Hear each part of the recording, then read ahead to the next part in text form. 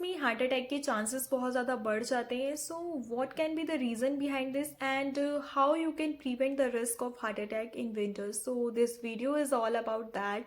And yeah hello everyone, I am doctor Vaishnavi Rajput, homeopathic physician. So winters में heart attack के chances इसलिए बढ़ जाते हैं क्योंकि हमारी बॉडी में नॉर्मल टेम्परेचर को मेंटेन करने के लिए या एक टाइप की वार्मनेस को मेंटेन करने के लिए हार्ट पे प्रेशर रहता है. हार्ट एक्स्ट्रा वर्क करता है जिसकी वजह से हमारी जो ब्लड वेसल्स होती हैं वो जल्दी जल्दी कॉन्स्ट्रिक्ट होती हैं या संकुचन होता है ब्लड वेसल्स में, जिसकी वजह से कई बार ब्लड क्लॉट्स बनने के चांसेस बढ़ जाते हैं और जिसकी वजह से स्ट्रोक या हार्ट अटैक के चांसेस भी बढ़ जाते हैं.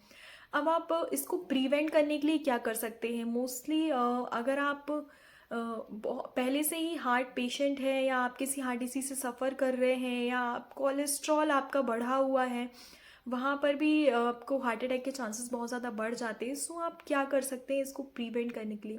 पहली चीज़, अगर आप स्मोकिंग करते हैं या अल्कोहल अब्यूज़र हैं तो आपको स्मोकिंग क्विट करनी होगी, अल्कोहल क्विट करना होगा. सेकेंड, आपको बॉडी में ओवर हीट प्रोडक्शन को भी रोकना है. ओवर हीटिंग नहीं होनी चाहिए, यानी कि आपको बहुत ज़्यादा विग्रस एक्सरसाइज नहीं करनी है. हाँ, सेडेंट्री लाइफ स्टाइल भी नहीं रखनी है, उसकी वजह से भी प्रॉब्लम हो सकती है.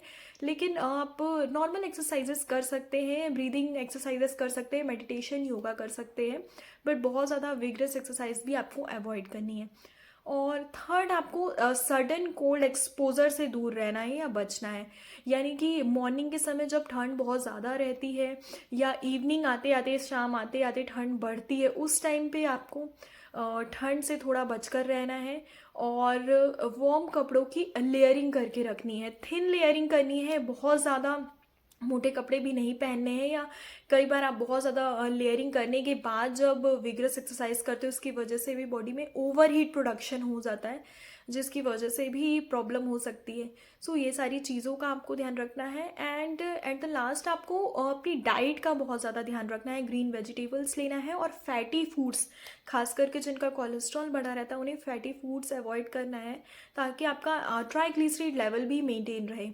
So yeah, these are the things you can do to prevent heart attack, to prevent the risk of heart attack. Now मैं आपको एक ऐसी होम्योपैथिक रेमेडी के बारे में बताती हूँ जो हार्ट टॉनिक के नाम से जिसे हम जानते हैं और बहुत ही अच्छा वर्क करती है हार्ट के पेशेंट्स में. सो इसे आप एज अ प्रिवेंटिव मेडिसिन भी यूज़ कर सकते हैं.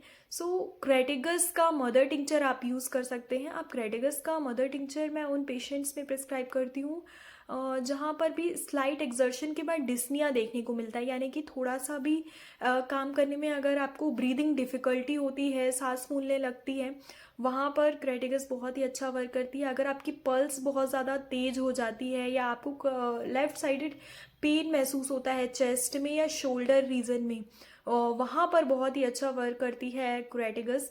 और अगर आप एथेरोस्क्लेरोसिस यानी कि कोलेस्ट्रॉल में जो फैट का डिपोजिशन हो जाता है उससे सफ़र कर रहे हैं तो वो फैट के डिपोजिशन को तोड़ने में भी बहुत ही अच्छा वर्क करती है. क्रेटिगस ओवरऑल एक हार्ट मसल्स को स्ट्रेंथन करने के लिए बहुत ही अच्छी रेमेडी है.